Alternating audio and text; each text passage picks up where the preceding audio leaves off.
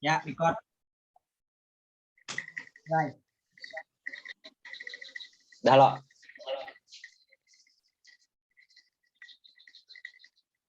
Assalamualaikum warahmatullahi wabarakatuh.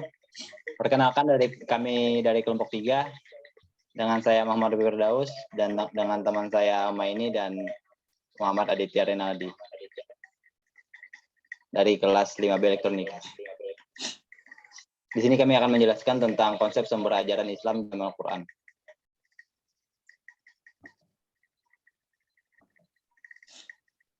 Ya, di sini saya akan menjelaskan pertama. Pada dasarnya, Al-Quran adalah sumber hukum pertama umat Islam yang berisi tentang akidah, ibadah, peringatan, kisah-kisah yang dijadikan acuan dan pedoman hidup bagi umat Nabi Muhammad SAW. Al-Quran bersifat global yang memerlukan perincian, misalnya perintah salat, saum, maupun haji hanya dengan kalimat singkat. Untuk menjelaskannya, datanglah Rasulullah SAW memberi penjelasan dari mulai tata cara salat, berumah tangga, berekonomi, sampai urusan bernegara. Penjelasan Rasul itu disebut sunnah Rasul. Ya, Al-Quran sebagai wahyu. Banyak sekali ayat-ayat Al-Quran yang berisi informasi tentang alam semesta yang dapat dijadikan bukti bahwa Al-Quran adalah wahyu Allah Subhanahu wa Ta'ala, bukan karya manusia. Tentang awalnya terjadi langit dan bumi di dalam Quran surah 21 ayat 30 yang Allah menegaskan, apakah seorang orang kafir tidak mengetahui sesungguhnya langit dan bumi dahulunya adalah satu yang padu, maka kemudian kami lontarkan dan kami jadikan semua makhluk hidup dari air, apakah mereka tidak mau beriman? Tentang pergerakan gunung dan lempeng bumi, Quran surah 27 ayat 88. Dan kamu melihat gunung, kamu menyangka gunung itu diam. Tidak, gunung itu bergerak sebagaimana gerakan awan. Dan Quran surah 12 ayat 4, Nabi Yusuf berkata, ya ayahku, ada 11 planet yang bersujud kepadaku. Allah sebagai pencipta alam ini menegaskan di dalam Al-Quran bahwa planet itu ada 11. Padahal para ahli astronomi berpendapat hanya ada 9 planet. Siapa yang benar? Allah sebagai pencipta atau manusia yang hanya mencari dan menemukannya? Pasti Allah yang benar. Baru pada tahun-tahun terakhir para ahli astronomi menemukan bahwa planet itu ada 11. Next.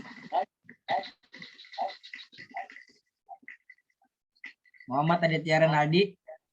Ya, di sini saya akan melanjutkan bahasa Al-Quran. Allah menegaskan, sesungguhnya kami menurunkan Al-Quran dalam bahasa Arab. Ini penegasan dari Allah Subhanahu wa Ta'ala bahwa Al-Quran adalah bahasa Arab, bahasa yang dipakai oleh Nabi Muhammad SAW dan oleh masyarakat Arab. Tujuannya sudah pasti agar Al-Quran mudah dipahami. Quran surah 13 ayat 37, Quran surah 16 ayat 103, dan lain sebagainya. Fungsi Al-Quran. Aturan Allah yang terdapat di dalam Al-Quran memiliki 3 fungsi utama, yakni sebagai huda atau petunjuk, bayinat atau penjelasan, dan furqan atau pembeda. Quran surah 2 ayat 185. Sebagai huda, artinya Al-Quran merupakan aturan yang harus diikuti tanpa tawar-menawar sebagaimana papan petunjuk arah jalan yang dipasang di jalan-jalan. Kalau seseorang tidak mengetahui arah jalan tetapi sikapnya justru mengabaikan petunjuk yang ada pada papan itu, maka sudah pasti ia akan tersesat. Quran surah 13 ayat 37. Sedangkan Al-Quran sebagai bayinat berfungsi memberikan penjelasan tentang apa-apa yang dipertanyakan oleh manusia. Dalam fungsinya sebagai bayinat, Al-Quran harus dijadikan rujukan semua peraturan yang dibuat oleh manusia. Jadi manusia tidak boleh membuat aturan sendiri, sebab sistem aturan produk akal manusia sering hanya bersifat trial dan error. Fungsi ketiga Al-Quran adalah sebagai furqan atau pembeda antara yang hak dan yang batil, antara muslim dan luar muslim, antara nilai yang diyakini benar oleh mukmin dan nilai yang dipegang oleh orang-orang kufur.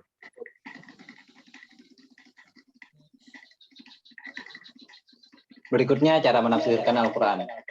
Untuk memahami isi atau pesan Al-Quran yang terkandung dalam seluruh ayat Al-Quran tidak cukup dengan terjemah. Sebab terjemah hanyalah ahli bahasa, tetapi perlu melakukan penafsiran terhadap ayat Al-Quran. Dilihat dari caranya, dikenal dua macam penafsiran, yakni tafsir tahlili dan tafsir maudhui. Tafsir tahlili ialah menafsirkan Al-Quran secara runtut, ayat per ayat, dari mulai surah Al-Fatihah, ayat pertama sampai surah An-Nas ayat terakhir, tanpa terikat oleh tema, judul, atau pokok bahasan. Sedangkan tafsir maudhui ialah penafsiran berdasarkan tema-tema yang dipilih sebelumnya. Caranya, semua ayat yang berkaitan dengan tema maudhui yang dibahas diinventarisir tanpa terikat oleh urutan ayat. Kemudian disistematisir dan ditafsirkan sebagai antara ayat yang satu dengan ayat yang lain sehingga melengkapi pembahasan tema. Misalnya, pembahasan tentang riba. Maka seluruh ayat yang berkaitan langsung atau tidak langsung dengan masalah riba diinventarisir, kemudian dibahas menurut sub-sub tema sehingga sampai kepada kesimpulan.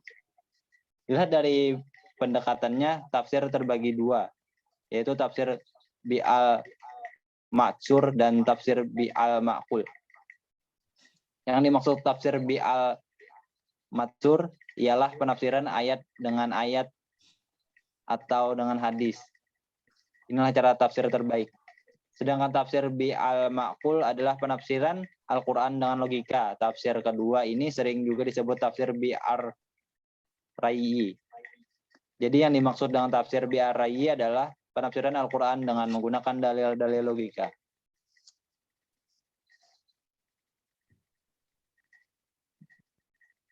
Dari sisi perspektifnya, tafsir Al-Quran juga beragam. Corak apabila penafsiran Al-Quran dilihat dari perspektif cabang ilmu pengetahuan tertentu lebih seperti psikologi, sosiologi, biologi, dan lain-lain.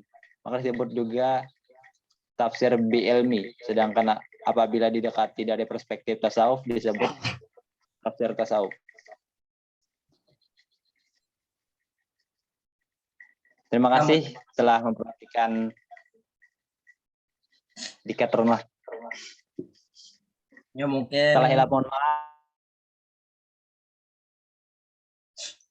Ya mungkin hanya segini yang dapat kami sampaikan. Salah hilapnya mohon dimaafkan. Wassalamualaikum warahmatullahi wabarakatuh. Waalaikumsalam warahmatullahi wabarakatuh. Waalaikumsalam warahmatullahi wabarakatuh.